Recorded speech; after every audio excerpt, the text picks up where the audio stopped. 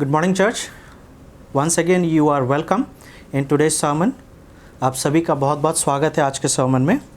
मैं विश्वास करता हूँ कि पिछला हफ्ता आपका बहुत अच्छा रहा है और thank you for all your comments and all the responses which I received on WhatsApp और या comments में जो आप डाल देते हैं YouTube के ऊपर, तो देख के अच्छा लग रहा है कि आप सीख रहे हैं, बढ़ रहे हैं. और जैसे आपको सवाल पूछना होता है, जैसे मैंने पहले भी बताया था, you can write email to me.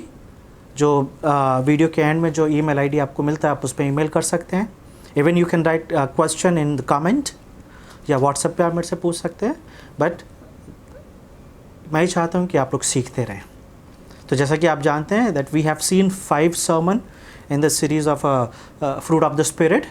और पहला सरमन हमने सुना था इंट्रोडक्शन, और उसके बाद 5 जो हमने उसके एस्पेक्ट्स लिए हैं. हमने लव के बारे में बात करी, जॉय और आनंद, love, joy, peace, patience, kindness, और आज हम बात करेंगे गुडनेस के ऊपर. तो गुडनेस के ऊपर हम बात करेंगे. इससे पहले हम लोग अपने सवन में जाएं, हम लोग प्रार्थना करेंगे. तो सभी लोग अपनी आंखों को बंद करें और प्रार्थना कीजिए. प्रभु, हम आपका धन्यवाद देते हैं आज के दिन के लिए, धन्यवाद देते हैं आपकी सारी आशीषों के लिए प्रभु. और विशेष तौर से प्रभु आज का एक नया दिन जो आपने हमारे जीवनों में दिया ताकि प्रभु हम मिल के आपकी आराधना कर सकें. तो यही मेरी प्रार्थना है प्रभु कि आज के वचन से प्रभु आप हमसे बातचीत करें, हमें बुद्धि समझ ज्ञान दे प्रभु. और जब हम आपका वचन सुनते हैं तो बहुत ध्यान से प्रभु जी उसे सुन के अपने जीवनों का हिस्सा बना सकें. यीशु मसीह के नाम से इस प्रार्थना को मांगते हैं, आमीन. तो जैसा कि आप जानते हैं कि हम लोग एक सीरीज़ कर रहे हैं जिसका नाम है फ्रूट ऑफ द स्पिरिट. और ये आत्मा का फल जो है गलातियों की किताब से लिया गया है. तो आप सभी लोग मेरे साथ निकाल सकते हैं बुक ऑफ गलेशियंस चैप्टर 5, गलातियों उसका 5वां अध्याय है. और मैं 16 से लेके 26 तक आपके सामने पढ़ूंगा. Book of Galatians chapter 5 and I am going to read from verse 16 onwards. पर मैं कहता हूँ आत्मा के अनुसार चलो तो तुम शरीर की लालसा किसी रीति से पूरी ना करोगे, क्योंकि शरीर आत्मा के विरोध में और आत्मा शरीर के विरोध में लालसा करता है, और ये एक दूसरे के विरोधी हैं, इसलिए कि जो तुम करना चाहते हो वो ना करने पाओ. और यदि तुम आत्मा के चलाए चलते हो तो व्यवस्था के अधीन ना रहे. शरीर के काम तो प्रकट है, अर्थात व्यभिचार, गंदे काम, लुचपन, मूर्ति पूजा, टोना, बैर, झगड़ा, ईर्ष्या, क्रोध, विरोध, फूट, विधर्म, ढा, मतवालापन, लीला क्रीड़ा और इनके जैसे और काम हैं.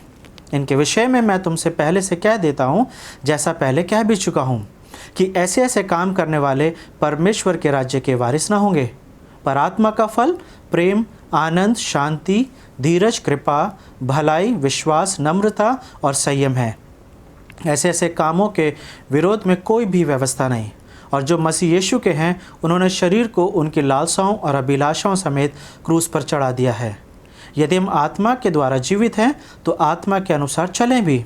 हम घमंडी होकर ना एक दूसरे को छेड़ें और ना एक दूसरे से ढा करें. तो ये वो वचन है जिसको हम हर संडे देखते हैं, और इसी में से हम जो आत्मा का फल है यानी कि फ्रूट ऑफ द स्पिरिट उसके हर एक प्रकार को हर संडे लेते हैं.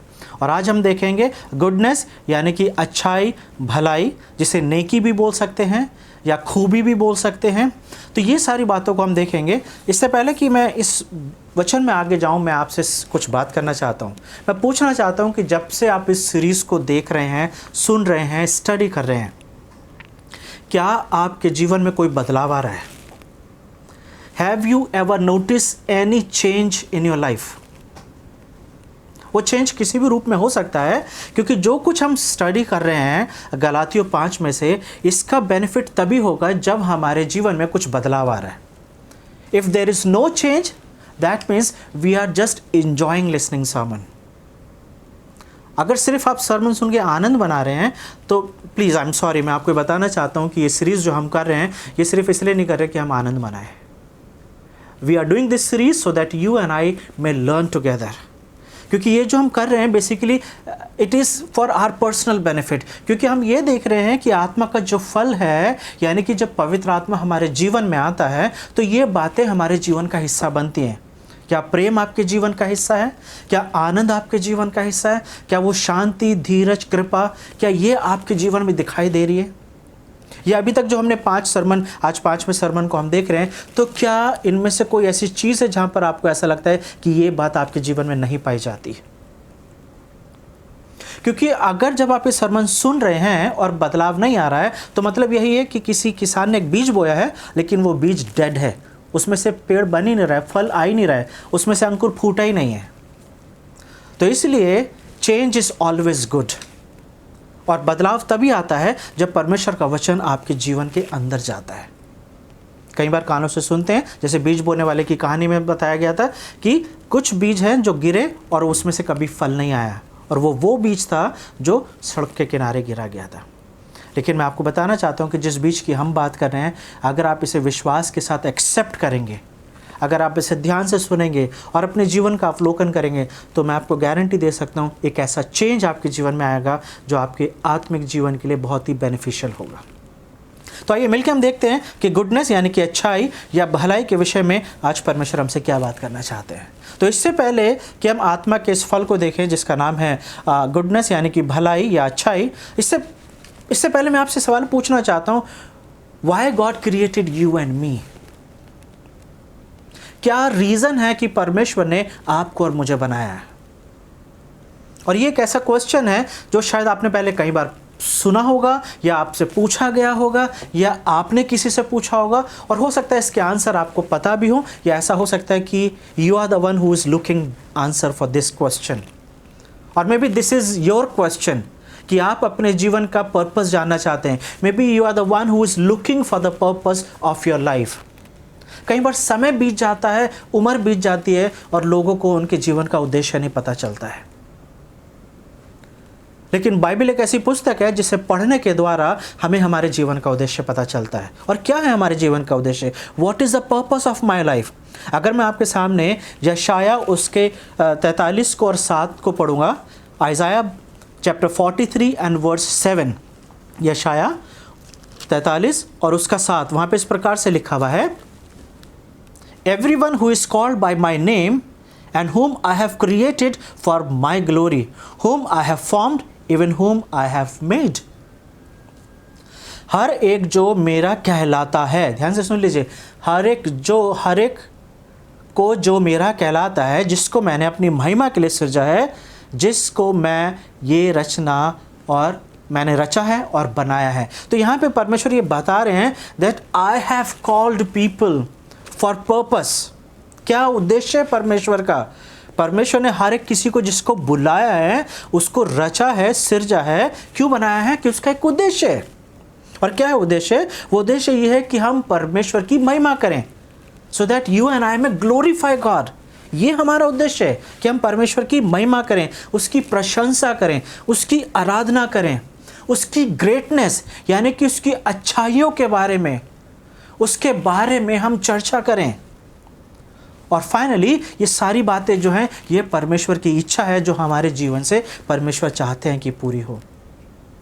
हमारे एग्जिस्टेंस का यानी कि अगर हम हैं तो उसका उद्देश्य सिर्फ यही है कि हमारे जीवन से परमेश्वर को महिमा मिल सके।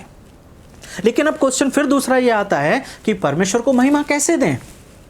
What are the ways that we can glorify God? कैसे परमेश्वर की महिमा करें? क्या जैसे जीवन जी रहे हैं उसी के जीते हुए उसी तरीके से परमेश्वर को महिमा मिलती है क्या? जिस भी तरीके का जीवन आप जी रहे हैं या मैं जी रहा हूं, क्या ऐसे जीवन से परमेश्वर को महिमा मिल रही है क्या? कैसे परमेश्वर को महिमा दें? क्या हम एक अच्छे हस्बैंड, एक अच्छी वाइफ बनते हैं तो क्या उससे परमेश्वर को महिमा मिलती है? क्या मैं अगर एक अच्छा एम्प्लॉय बनता हूँ, किसी ऑफिस में काम करने वाला, या मैं एक अच्छा स्टूडेंट बनता हूँ जो स्कूल या कॉलेज में पढ़ रहा हूँ, तो क्या उससे परमेश्वर को महिमा मिलती है? क्या मैं एक अच्छा शेफ़ बन जाता हूँ या एक अच्छा स्पोर्ट्समैन बन जाता हूँ, एक खेलने वाला, तो क्या उससे परमेश्वर को महिमा मिलती है? क्या मैं अच्छा बेटा हूँ या बेटी हूँ, या किसी भी फैमिली रिलेशनशिप में जब मैं आता हूँ और if I think that I am good, तो क्या ये गुडनेस परमेश्वर को महिमा देती है? बिकॉज गुड एक ऐसा शब्द है जो हम सुबह से लेकर शाम तक हज़ारों बार अपने मुंह से इस्तेमाल करते हैं। हम अच्छा खाना बनता है तो हम बोलते हैं खाना बहुत अच्छा है, good food, good shirt, good phone, good car. ये गुड एक ऐसा शब्द है जिसे हम कई बार यूज़ करते हैं, लेकिन अगर हमें हमारे जीवन का पर्पस नहीं पता है तो हो सकता है कि may B you and I can become a good person, लेकिन वो गुड पर्सन बनने के बावजूद भी we won't be glorifying God.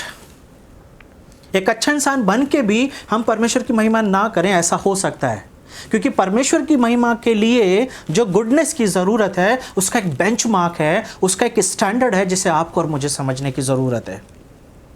जब हम मीका उसके 6 और 8 को पढ़ते हैं, book of Micah chapter 6 and verse 8, वहाँ पे लिखा हुआ है, he has told you O man what is good and what does the lord requires of you but to do justice and to love kindness and to walk humbly with your God।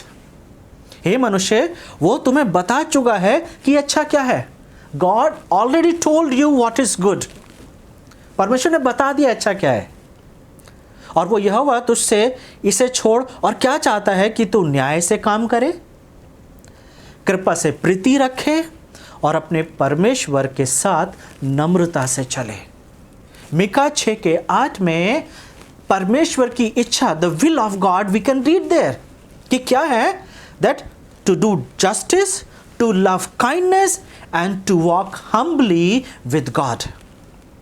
लेकिन क्या ये बातें जब हम सीखते हैं तो क्या वो गुडनेस हमारे जीवन में आती है? What is the source of goodness?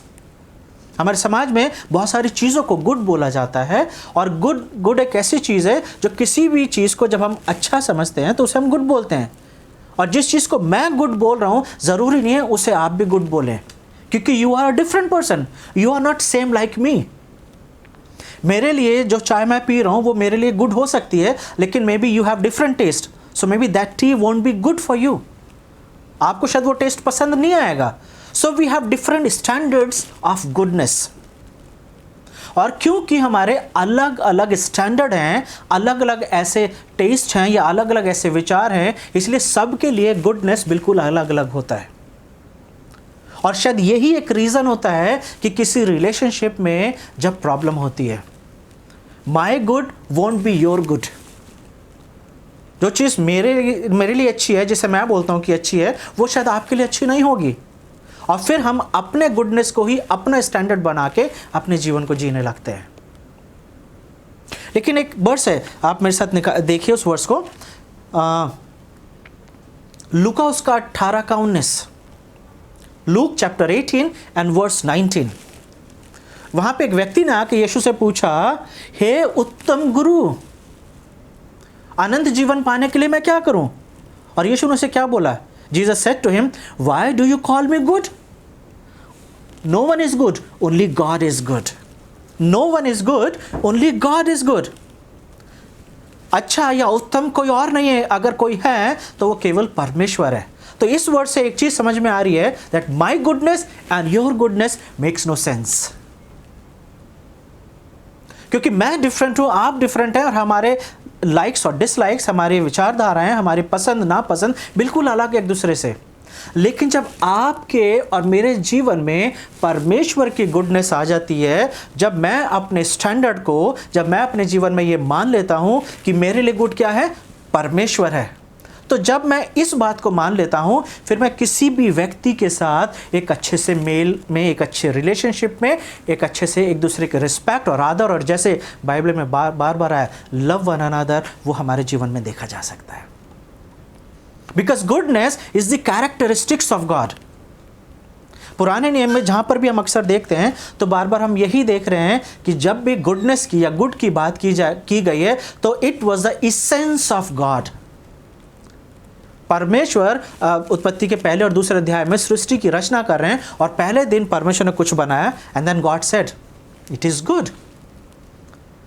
तो हम देख रहे हैं God forms and that God fills. परमेश्वर बनाते हैं, फिर परमेश्वर अपने बनाए हुए सृष्टि को भरते हैं। God forms and then God fills. और यहाँ पे इसमें हम देख रहे हैं कि हर एक चीज़ को जब परमेश्वर बना रहे हैं, God says it is good, it is good. क्यों? क्योंकि ये जो गुडनेस है, that was the character of God. It was God who was creating everything. और परमेश्वर ने कोई भी चीज़ ऐसी नहीं बनाई है जो अच्छी ना हो। अगर आप देखेंगे मेरे साथ पहला तिमोथियस उसका 4:4, first Timothy chapter 4 and verse 4, वहां पे ऐसा लिखा हुआ है, everything that God made is good. हर एक वो चीज़ जो परमेश्वर ने सृजी है और बनाई है वो अच्छी है। Everything that God made is good. इस वर्ड्स में जो कॉन्टेक्स्ट है वो खाने पीने के ऊपर दिया गया है, बट इवन अगर आप ध्यान से इस बात को देखेंगे तो आप इस बात को अंडरस्टैंड करेंगे कि हर एक चीज़ जो परमेश्वर बना रहे हैं उत्पत्ति में, हर एक चीज़ परमेश्वर ने अच्छी बनाई है। तो क्यों अच्छी बनाई है? Because God is good. हम अक्सर इस बात को बोलते हैं कि गॉड इज गुड, और अक्सर दूसरे लोग जवाब देते हैं ऑल द टाइम, और फिर हम पूछते हैं ऑल द टाइम, और फिर आप लोग बोलते हैं God is good. So God is good all the time, and all the time God is good. तो क्यों हम ये फ्रेज बोल रहे हैं, क्यों इस बात को हम बोल रहे हैं? क्योंकि बिना परमेश्वर के आप और मैं गुडनेस को नहीं समझ सकते। So what is goodness? Goodness क्या है?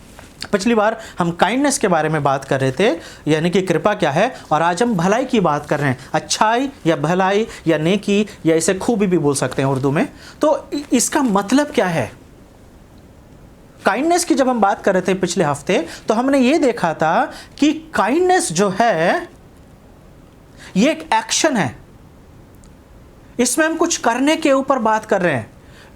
We want to talk something that we do, क्योंकि काइंडनेस बिना एक्शन के नहीं दिखाया जा सकता है। काइंडनेस के लिए आपको कुछ करना पड़ेगा, कृपा के लिए आपको कुछ करना पड़ेगा। लेकिन अच्छाई या भलाई ये भी एक्शन में आता है। We can say this is the other side of the coin. कृपा का दूसरा हिस्सा जो है वो भलाई है, और भलाई के लिए कई बार एक्शन जरूरी नहीं है। इट इज इंटरनल, यह अंदरूनी है। It's a integrity. ये जो है ये एक ऐसा पार्ट है जो आपके अंदर, इट्स अ कैरेक्टरिस्टिक्स। ईमानदारी या सच्चापन जो आपके जीवन का हिस्सा है, उससे अच्छाई बोली जाती है।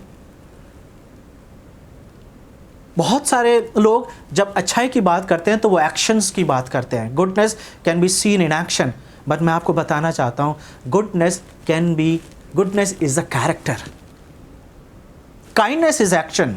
कृपा जो है वो एक एक्शन है, क्रिया है जिसे हम करके बताते हैं, लेकिन सच्चाई या ईमानदारी या भलाई जो है वो हमारे जीवन का हिस्सा होती है। और पिछली बार हम देख रहे थे सामरी व्यक्ति की स्टोरी को, और उस सामरी व्यक्ति की स्टोरी में हमने एक चीज़ देखा था लूका 10 में, जहाँ पे लिखा हुआ है कि वो सामरी व्यक्ति जब वहाँ पर जा रहा था और उसने एक आदमी को सड़क पे पड़ा हुआ देखा, जख्मी था, बुरी हालत में था, शायद लहूलुहान था, शायद उसके कपड़े भी छिन गए थे। उस सामरी व्यक्ति ने एकदम से उस व्यक्ति के पास गया जो सड़क पे पड़ा हुआ था और उसकी मदद करी। Definitely that is a part of the kindness, but at the same time अगर हम उस व्यक्ति यानी कि सामरी व्यक्ति के बारे में थोड़ा सा स्टडी करें, what kind of a person he is, उस व्यक्ति के बारे में आप क्या बोलेंगे?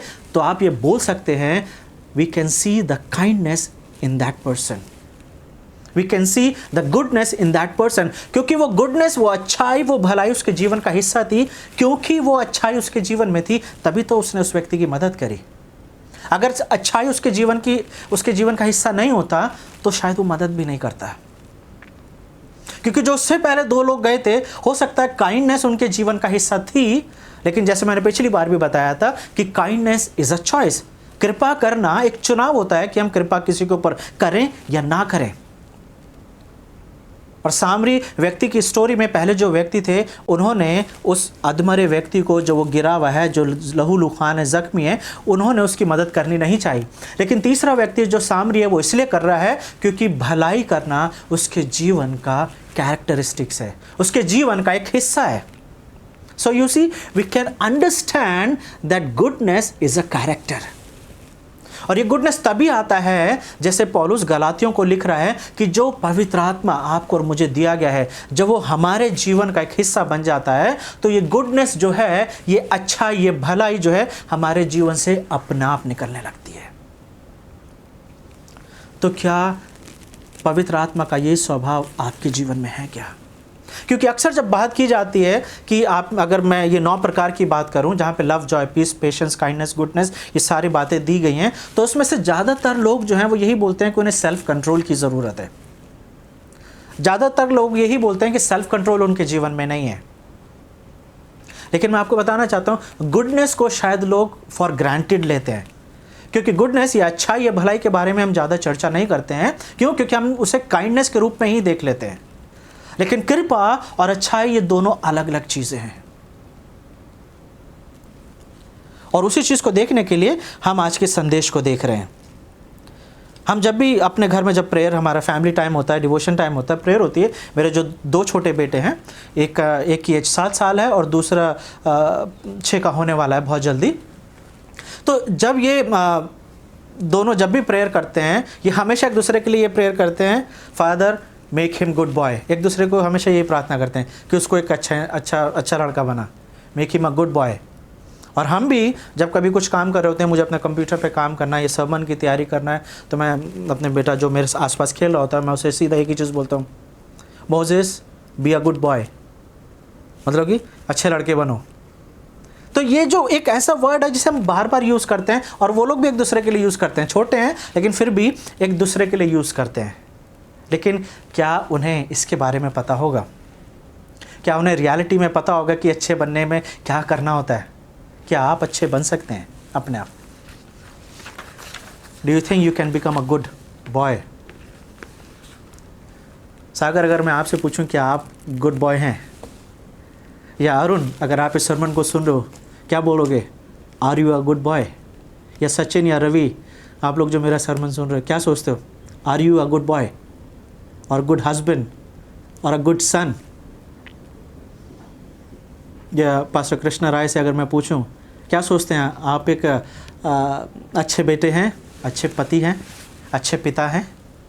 क्योंकि जब तक आपके और मेरे जीवन में पवित्र आत्मा नहीं होगा, तब तक हम अच्छे बनने की सिर्फ कोशिश कर सकते हैं,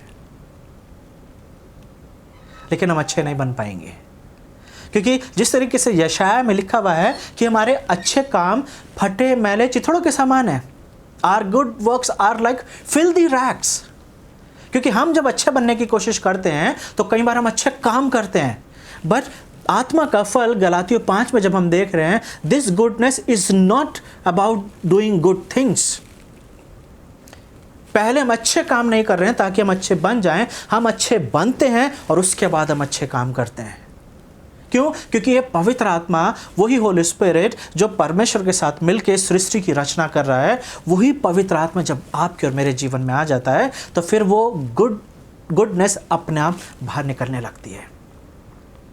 जब प्रभु यीशु मसीह पृथ्वी पर सारे अपनी मिनिस्ट्री को कर रहे हैं, तो वो गुडनेस यीशु मसीह के कैरेक्टर में देखी जा रही थी।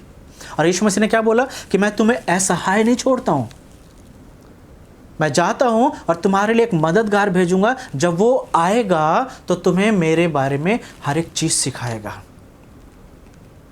पहली चीज, जब गलातियों को पौलुस बता रहा है कि आत्मा का फल, तो पौलुस वहां पर ये बताना चाह रहा है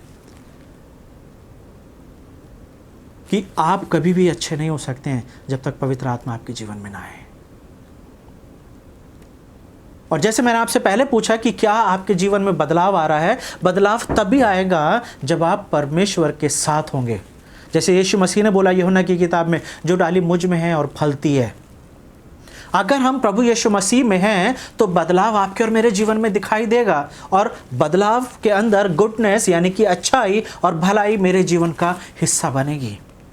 और अगर आप प्रभु में हैं, अगर आप इस बात का दावा करते हैं, क्लेम करते हैं कि आप प्रभु में हैं, तो ये भलाई, ये गुडनेस आपके जीवन से झलकेगी और दिखाई देगी। अक्सर जब मैरिज की बात की जाती है, तो मैरिज प्रपोजल की जब बात की जाती है, तो वहाँ पर भी कई बार बहुत सारी गुड क्वालिटीज़ देखी जाती हैं। Good looking, good salary, good house, ये सब चीज़ें होना चाहिए, क्योंकि हम ये मानते हैं कि जब हर एक चीज़ गुड होगी तो लाइफ बहुत स्मूथ जाएगी। लेकिन क्या आपको लगता है कि लाइफ जो है वो स्मूथ जाएगी अगर सब कुछ गुड होगा? क्योंकि संसारिक गुडनेस जो है और जो परमेश्वर की गुडनेस है, ये दोनों बिल्कुल अलग अलग हैं, विपरीत है। तो अगर आप अपने जीवन में उन बातों को गुड समझते हैं या उन बातों के ऊपर ही आधारित है जो सांसारिक हैं, तो मैं आपको बताना चाहता हूं कि मसीह की गुडनेस जो है हमें इस जीवन से लेके उस जीवन तक लेके जाती है। God's goodness is eternal. परमेश्वर की अच्छाई अनंत जीवन तक की होती है, वो यहाँ पे ख़त्म नहीं हो जाती है। So don't depend on anything. It could be even your relationship, it could be even your materialism. कोई भी चीज़ जो हम संसारिक है, अगर उस पर हमारा भरोसा है क्योंकि वो गुड है, तो मैं आपको बताना चाहता हूँ वो गुडनेस जो है मिनट में ख़त्म हो जाएगी। क्योंकि यीशु मसीह ने उस धनी व्यक्ति से बोला था कोई भी गुड नहीं है, केवल परमेश्वर ही गुड है। So we can see the source of goodness is God himself. There is nothing good in this world. क्योंकि जिस चीज़ को हम आज गुड बोलते हैं वो कुछ समय बाद वो बैड हो जाती है, फिर हम बोलते हैं कि now it is not good anymore. So मैं चाहता हूँ कि जब हम इस सरमन को सुन रहे हैं और बातचीत कर रहे हैं, तो ये जो गुडनेस है ये आपके और मेरे जीवन का हिस्सा हो। रोमियो 15 और 14 को देखेंगे। रोमियो 15, रोमन्स चैप्टर 15 एंड वर्स 14। यहाँ पे लिखा हुआ है, brothers and sisters, I know without a doubt that you are full of goodness and have all the knowledge you need, so you are certainly able to counsel each other. हे मेरे भाइयों, मैं आप ही तुम्हारे विषय में निश्चय जानता हूँ कि तुम भी आप ही भलाई से भरे हुए और ईश्वरीय ज्ञान से भरपूर हो और एक दूसरे को चिता सकते हो। पॉल यहाँ पे बताना चाह रहा है कि जब हम बाइबल पढ़ते हैं, there are two kinds of people in our society. एक वो लोग हैं जो बाइबल पढ़ते हैं और इस उद्देश्य से पढ़ते हैं कि उन्हें इंफॉर्मेशन मिले, उन्हें ज़्यादा से ज़्यादा ज्ञान हो जाए। एक दूसरे टाइप के व्यक्ति होते हैं, ये वो होते हैं कि जब ये लोग बाइबल पढ़ते हैं तो वो इसलिए पढ़ते हैं ताकि उनके जीवन में चेंज आ सके, ट्रांसफॉर्मेशन आ सके। और ट्रांसफॉर्मेशन तभी आएगा जब बाइबल पढ़ने से परमेश्वर की गुडनेस आपके और मेरे जीवन का हिस्सा होगी। क्योंकि जब तक परमेश्वर की गुडनेस आपके और मेरे जीवन का हिस्सा नहीं है, तब तक हम अपने जीवन के उद्देश्य को नहीं समझ पाएंगे। जैसे मैंने सरमन के स्टार्टिंग में आपसे पूछा, what is the purpose of your life, और जब मैंने आपको उसका आंसर दिया कि परमेश्वर, मेरे जीवन का उद्देश्य यह है कि मैं परमेश्वर की आराधना करूं, परमेश्वर को महिमा दूं, परमेश्वर के साथ साथ चलूं, न्याय करूं, नम्रता से परमेश्वर के साथ चलूं, तो इन सब को करने के लिए मुझे परमेश्वर की गुडनेस को अपने जीवन में एक्सेप्ट करना होगा। I have to invite Jesus in my life. क्योंकि अगर मैं अपने जीवन में प्रभु यीशु मसीह को इनवाइट नहीं करता हूँ, अगर मैं अपने जीवन में प्रभु यीशु मसीह को नहीं बुलाता हूँ, तो परमेश्वर की वो गुडनेस कभी भी मेरे जीवन का हिस्सा नहीं हो सकती है। और अगर परमेश्वर की गुडनेस मेरे जीवन का हिस्सा नहीं है, तो मैं इस बात को क्लेम नहीं कर सकता कि मैं अपने जीवन का उद्देश्य जानता हूँ।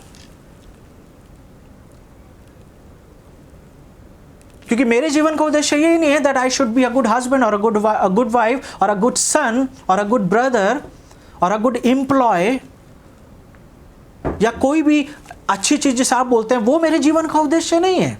वो तो मैं अपने आप बन जाता हूँ सही डिसीजन लेने के द्वारा, सही फैसले लेने के द्वारा, सही तरीके से काम करने के द्वारा। I come in the category of a good human being. You and I can be good employ in our offices, लेकिन मेरे जीवन का उद्देश्य सिर्फ ऑफिस में अच्छा बनना नहीं है। मेरे जीवन का उद्देश्य है परमेश्वर के उस पर्पस को जानना जिस पर्पस से आपको और मुझे बनाया गया है। और जब उस पर्पस को मैं जान जाता हूं, तब वो गुडनेस जो है, जो परमेश्वर का जो स्वभाव है, जो पवित्र आत्मा हमें देता है, वो अपने आप मेरे स्वभाव का हिस्सा बन जाता है। I don't have to practice to be a good person. वो सामरी व्यक्ति कोशिश नहीं कर रहा उसकी मदद करने के लिए, और इस स्टोरी में यीशु मसीह बता रहे हैं, he saw and immediately he took action. क्या आपको अपने जीवन का उद्देश्य पता है? और जब हम प्रभु यीशु मसीह को अपने जीवन में बुला रहे हैं, यानी कि उनको इनवाइट करते हैं अपने जीवन में, जैसे प्रकाशित वाक्य उसके 3 के 20 में लिखा हुआ है कि देख मैं द्वार पे खड़ा हुआ खटखटाता हूँ। तो यहाँ पर एक चीज़ है that Jesus is looking invitation. क्योंकि जब हम यीशु को अपने जीवन में बुला रहे हैं और यीशु जब हमारे जीवन में आते हैं, तो वो उस गुडनेस को, जो परमेश्वर का स्वयं एक हिस्सा है, एक पार्ट है, कैरेक्टर है, वो मेरे जीवन में देते हैं। और उसके बाद I start doing good things. ये ऑटोमेटिक नहीं होता है। This is not just automatic कि होली स्पिरिट आ गया है और सब कुछ अपने आप होने लगता है। कुछ लोग ऐसे ही सोचते हैं कि पवित्र आत्मा आ गया, अब हमें कुछ करने की ज़रूरत नहीं है। पवित्र आत्मा भी जब आपके और मेरे जीवन में आता है तो वो जो रिपेयर वर्क है, वो जो काम है, जो हमारे जीवन में गलत बातें हैं, वो गलत स्वभाव जो है, कौन सा वाला गलत स्वभाव जो गलातियों 5 में और स्टार्टिंग में लिखा हुआ है, जहाँ पे आत्मा का कार्य बताए गए हैं, वो 15 बातें, वो जो हैं पवित्र आत्मा उनके ऊपर काम करता है, क्योंकि वो हमारे जीवन का हिस्सा होती हैं। व्यभिचार, गंदे काम, लुचपन, मूर्ति पूजा, टोना, बैर, झगड़ा, ईर्ष्या, क्रोध, ये सारे हमारे जीवन का हिस्सा होते हैं जब पवित्र आत्मा हमारे जीवन में आता है। और पवित्र आत्मा इन कामों के ऊपर, जो शरीर के काम है, इनके ऊपर काम करता है। और जब इनके ऊपर काम करता है तब हमें तकलीफ होती है। वैसे ही इसको एक समझाने के लिए मैं आपको एक बेस्ट एग्जांपल दूंगा कि जैसे एक डॉक्टर, जब एक डॉक्टर के पास आप जाते हैं और आपको कोई ऐसी तकलीफ है जहाँ पे ऑपरेशन होना ज़रूरी है, जहाँ पे सर्जरी होना ज़रूरी है, तो वहाँ पर आप एक चीज़ देखेंगे कि डॉक्टर आपको ठीक करने के लिए आपके शरीर के उस हिस्से को काटता है। और and that process is very painful. और इसलिए शायद वो एनेस्थेशिया दिया जाता है, वो इंजेक्शन दिया जाता है, ताकि हमें पेन ना हो, हमें महसूस ना हो कि हमारे शरीर को काटा जा रहा है, ताकि वो जो गलत पार्ट है या कोई ऐसी चीज़ है जो हमारे शरीर को ख़राब कर रही है, उसको निकाला जाता है। This process is a painful process. इसमें दर्द होता है, लेकिन doctor is not our enemy. Doctor क्यों काट रहा है? क्योंकि वो हमें ठीक करना चाहता है। हम क्यों डॉक्टर के पास जाते हैं? क्योंकि हम ठीक होना चाहते हैं। उसी तरीके से जब पवित्र आत्मा आपके और मेरे जीवन में आता है, ये जो शरीर के काम है, जो 19वीं आयत से लिखा हुआ है, गलातियों 5 और 19 से, उन कामों को निकालता जब है तब हमें प्रॉब्लम होती है। और जब ये निकलती हैं, उसके बाद वो जो गुडनेस है वो आसानी से समझी जा सकती है। हमारे समाज में ऐसी भी विचारधारा है, you do good and you do bad. आप दोनों चीज़ें कर सकते हो। You keep doing evil things and you keep doing good things. आप अच्छे काम भी करते रहो, लेकिन अच्छे काम इतने करो ताकि आपके जो गलत काम है या बुरे काम है या जो गंदे काम है वो नीचे रह जाएं और अच्छे कामों का पलड़ा भारी हो जाए। ये सुना होगा आपने कि अगर आपने ज़्यादा पाप करे हैं तो अच्छे काम ज़्यादा करो, ताकि पाप अपने आप जो है वो नीचे हो जाए और अच्छे काम ऊपर हो जाए। पर Bible doesn't say this thing. Bible की शिक्षा ऐसी नहीं है। हम दोनों चीज़ों को नहीं कर सकते हैं। और अगर हम दोनों चीज़ों को कर रहे हैं, so basically we are not impressing God, we are making fool of ourself. हम अपने आप को बेवकूफ़ बना सकते हैं, क्योंकि जब हम कोई गलत काम कर रहे हैं, हम उसको पूरा करने के लिए या उसको कवर अप करने के लिए वी डू समथिंग गुड। और फिर हमें शायद ऐसा लग सकता है क्योंकि हमने अच्छा कर लिया, क्योंकि यहाँ पे हमने गलत करा था, तो सब कुछ इक्वल हो गया है। लेकिन मैं आपको बताना चाहता हूँ कि गुडनेस या अच्छाई तभी आपके जीवन का हिस्सा बनेगी जब आप अपने आप को सरेंडर कर देते हैं परमेश्वर के हाथ में। जब आप पूरी तरीके से अपने आप को परमेश्वर के हाथ में दे देते हैं। क्यों परमेश्वर के हाथ में देने की ज़रूरत है? जैसे मैंने आपसे फिर से सवाल पूछा था और बार बार इसी सवाल के ऊपर मैं आपको अलग अलग तरीके से जवाब दूंगा। What is the purpose of your life? तो वो गुडनेस जो है वो तभी दिखाई देगी जब मुझे इस बात का एहसास होगा कि परमेश्वर ने मुझे अपने स्वरूप में और अपनी समानता में रचा है। So if I know the purpose of my life, if I know why God created me, if I know how God created me, जब मुझे ये पता चल जाता है कि परमेश्वर ने मुझे क्यों बनाया और कैसे बनाया, क्यों बनाया, उसका आंसर मैंने आपको दिया है, ताकि हम परमेश्वर को महिमा दें, ताकि हम परमेश्वर के साथ फेलोशिप करें, ताकि परमेश्वर के साथ एक संगति में रहें। और कैसे बनाया? God created us into His image and likeness। परमेश्वर ने हमें अपने स्वरूप में और अपनी समानता में रचा है। और जिस दिन मुझे इस बात का एहसास होता है that I am image bearer, यानी कि मैं वो उस स्वरूप में बनाया गया हूं, तो जब मैं अपने जीवन को जी रहा हूं तो ये जीवन जो है ये परमेश्वर का स्वरूप है जिसमें मैं जी रहा हूं। और जब मैं इस विश्वास के साथ, इस ज्ञान के साथ अपने जीवन को जीता हूं, तो अच्छाई अपना आप निकलने लगती है। ईमानदारी मेरे जीवन का हिस्सा हो जाती है। अच्छाई मेरे जीवन का एक पार्ट बन जाता है। क्यों? क्योंकि मुझे ये पता है कि मुझे कैसे बनाया गया है। I am not an ordinary person, but I am the image bearer of God. परमेश्वर ने मुझे अपने स्वरूप में रचा है, अपनी समानता में रचा है। और जब ये चीज़ मुझे पता होती है, तो मैं अपने आप परमेश्वर के द्वारा अपने जीवन को जीने लगता हूँ। और जैसे कि मत्ती उसका 12 और उसका 35, वहाँ पे लिखा हुआ है, जैसे यहाँ पे लिखा हुआ है 35 पढ़ रहा हूँ मैं आपके सामने। भला मनुष्य मन के भरे भंडार से भरी बातें करता है। भला मनुष्य मन के भरे भंडार से भरी बातें करता है। A good person talks out of abundance from his heart। ये जो भलाई है, ये जो सच्चाई है, ये अच्छाई जो है, ये तभी हमारे जीवन का, हमारे मुंह से निकलती है, ये हमारे एक्शंस में दिखाई देती है जब वो हमारे अंदर होती है। और जब मैंने स्टार्टिंग में आपसे सवाल पूछा था व्हाट इज़ गुडनेस, भलाई क्या है या सच्चाई क्या है, तो मैंने आपको बताया था दिस इज़ द कैरेक्टरिस्टिक्स। ये एक कैरेक्टर है, ये एक स्वभाव है, ये एक इंटरनल है, ये अंदर से निकलता है। और यीशु मसीह यहाँ पर ये बोल रहे हैं कि अगर आपके दिल के अंदर और आपके मन के अंदर वो भलाई है जो पवित्र आत्मा के द्वारा दी जाती है, तो वो अपने आप बाहर निकलेगी। क्योंकि इसी का दूसरा हिस्सा जो है 35वीं आयत का, मत्ती 12 के 35 का, वहाँ पे ऐसा लिखा हुआ है, और बुरा मनुष्य बुरे भंडार से बुरी बातें निकालता है। यानी कि अगर मन में बुरे विचार हैं, बुरी बातें हैं, तो वो ही हमारे स्वभाव में और हमारे मुंह से निकलते हैं। Because abundance of our heart we speak. जो हमारे दिल में है वो ही हमारे स्वभाव में और हमारे शब्दों में दिखाई देता है।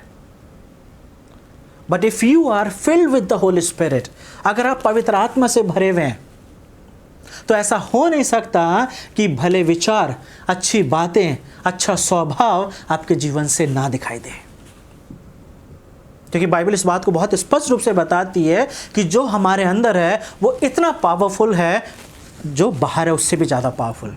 तो ये जो powerful, the Holi Spirit, the God himself dwelling in us, स्वयं परमेश्वर पवित्र आत्मा के रूप में आपके और मेरे जीवन में है। और जब ये परमेश्वर आपके और मेरे साथ रहता है, तो ऐसा हो नहीं सकता कि परमेश्वर का स्वभाव आपका स्वभाव ना बने। और इसीलिए मैंने आपसे स्टार्टिंग में सवाल पूछा था, can you see any change in your life? क्या आप पिछले कुछ दिनों से, कुछ हफ्तों से, कुछ महीनों से, कुछ सालों से आपके अपने जीवन में कोई बदलाव देख रहे हैं क्या? Have you ever notice any change? कौन सा चेंज? अच्छा बदलाव, बुरा बदलाव नहीं। हाँ, बूढ़े हो रहे होंगे, ये भी एक बदलाव है। आपके बाल सफ़ेद हो रहे होंगे, ये भी एक बदलाव है। But I am not talking about these things. The good changes, वो शरीर के काम धीरे धीरे जाना और परमेश्वर की बातों का धीरे धीरे आना, आपके जीवन में डेवलप होना, ये इस बात का साइन है। जैसे मैंने स्टार्टिंग में बोला था, what is fruit of the spirit? It's a mark of spiritual maturity. एक आत्मिक परिपक्वता का एक चिन्ह है, क्योंकि ये तभी हमारे जीवन में दिखाई देता है जब पवित्र आत्मा आपके और मेरे जीवन में काम करता है। तो इसी क्वेश्चन के साथ मैं आज यहाँ पर आपको छोड़ूंगा। हम इस सरमन को यहीं पे ख़त्म करेंगे। क्या आप अपने जीवन में कोई बदलाव देख रहे हैं? क्या कोई ऐसा बदलाव है जो आत्मिक उन्नति की तरफ दिखा रहा है? क्या ऐसा बदलाव है जिसे आप देख कर बोल सकते हैं, yes I am growing in the Lord? कोई ऐसा बदलाव जो आप अभी इस वक्त अपने डायरी में, अपने किसी पेपर पे लिखेंगे कि हाँ, ये एक ऐसा बदलाव है जो आत्मिक जीवन की तरफ मुझे लेके चल रहा है? क्योंकि अगर ये बदलाव है तो एक अच्छा साइन, एक पॉजिटिव साइन है कि you are living with the Holi spirit, and not only living with the Holi spirit but you are walking with the Holi spirit. क्योंकि पौलुस गलातियों 5 में बोल रहा है कि अगर तुम पवित्र आत्मा के द्वारा जीवित हो तो पवित्र आत्मा के द्वारा चलो भी। If you are living by the spirit then walk also in the spirit. और जब हम पवित्र आत्मा में जीवित हैं और पवित्र आत्मा में चल रहे हैं तो एक ऐसा बदलाव जो आत्मिक उद्देश्य के लिए होता है वो दिखाई देगा। अच्छाई आपके जीवन का हिस्सा बनेगी, गुडनेस आपके जीवन का एक हिस्सा बनेगा। तो यही मेरी प्रार्थना है कि जब हम आज एक ऐसे समाज में जी रहे हैं जहाँ पे बहुत कुछ अनसर्टन है, हमें नहीं पता लॉकडाउन का आगे क्या होगा और एक्सटेंड किया जाएगा या हमें थोड़ी सी आज़ादी होगी जहाँ पर हम अपना जॉब कर सकते हैं। वी डोंट नो एनीथिंग, लेकिन परमेश्वर की गुडनेस कभी भी ख़त्म नहीं होती है। जैसे मैंने आपको सरमन में बताया, समाज की गुडनेस ख़त्म हो जाएगी because we have God who never changes. Bible का परमेश्वर कभी नहीं बदलता है, और अगर बाइबल का परमेश्वर कभी नहीं बदलता है तो परमेश्वर के द्वारा दी गई अच्छाई, वो गुडनेस जो हमारे जीवन का हिस्सा होगी, वो कभी नहीं बदलेगी। No matter in which age you are. अगर आप बच्चे हैं, आप स्कूल जाने वाले बच्चे हैं, या कॉलेज जाने वाले बड़े हैं, या ऑफिस में काम करने वाले लोग हैं, या हस्बैंड वाइफ हैं, या बड़ी उम्र वाले हैं, अच्छाई आपके जीवन से कभी नहीं जाएगी। क्यों? क्योंकि परमेश्वर आपके जीवन में है, और परमेश्वर नहीं बदलता तो ये अच्छाई आपके जीवन से कभी नहीं जाएगी। और अगर ये बातें आपके जीवन में नहीं पाई जाती तो मैं चाहता हूँ इस सरमन को सुनते सुनते आप अपने घुटने टेकें, प्रार्थना करें और पवित्र आत्मा को अपने जीवन में बुलाएं। अपने आप को समर्पित कर दीजिए प्रभु यीशु मसीह के हाथ में, और फिर देखिए आत्मा का फल आपके जीवन का हिस्सा बन जाएगा। May God bless you. आइए प्रार्थना करें। प्रभु, हम आपका धन्यवाद देते हैं आज के इस वचन के लिए। धन्यवाद देते हैं प्रभु, आज आपने अपने वचन के द्वारा हमसे बातचीत करी और हमें सिखाया प्रभु जी कि आपकी सच्चाई, आपकी अच्छाई, आपकी भलाई, वो नेकी, वो खूबी प्रभु जी हमारे जीवन का हिस्सा होती हैं जब हम आपके साथ चलते हैं, जब हम आपके द्वारा अपने जीवन को चला रहे होते हैं। ये मेरी प्रार्थना है प्रभु कि हर एक सुनने वाला व्यक्ति के जीवन में ये बातें पाई जाएँ। हम में सारे को प्रभु अपनी महिमा के लिए इस्तेमाल करें, ताकि हम जब अपने जीवन का उद्देश्य जान चुके हैं तो इसी के द्वारा हम अपने जीवन को चला सकें। यीशु मसीह के नाम से इस प्रार्थना को मांगते हैं, आमीन। मैं विश्वास करता हूँ कि आपको बहुत आशीष मिल रही है सरमन सुनने के द्वारा। आप स्टडी करते रहें, और अगर आपको आशीष मिल रही है तो इस सरमन दूसरों के साथ ज़रूर शेयर करें। मैं गॉड ब्लेस यू।